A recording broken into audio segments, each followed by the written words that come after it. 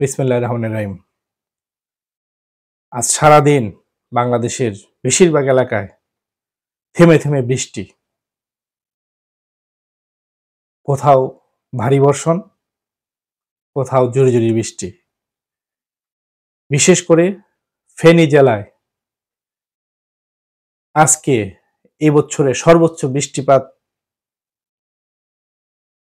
হয়েছে, যার প্রায় 440 মিলিমিটার বৃষ্টি, যার জন্য ফেনীতে অবস্থিত মুহুরী নদীর পানি 137 সেন্টিমিটার উপর দিয়ে প্রবাহিত হচ্ছে, যার ফলশ্রুতিতে নদীর বিভিন্ন বাঁধে ভাঙ্গন সৃষ্টি হয়ে আশপাশের এলাকা তলিয়ে গেছে এবং ফেনী জেলায় বন্যা দেখা দিয়েছে।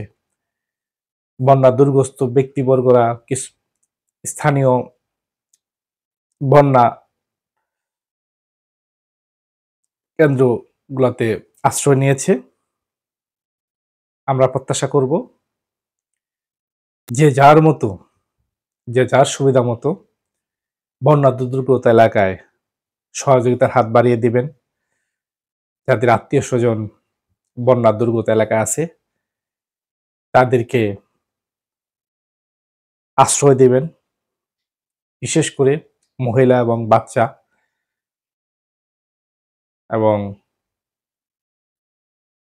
যে সমস্ত গবাদি পশু, এদেরই কষ্টটা বেশি হয়।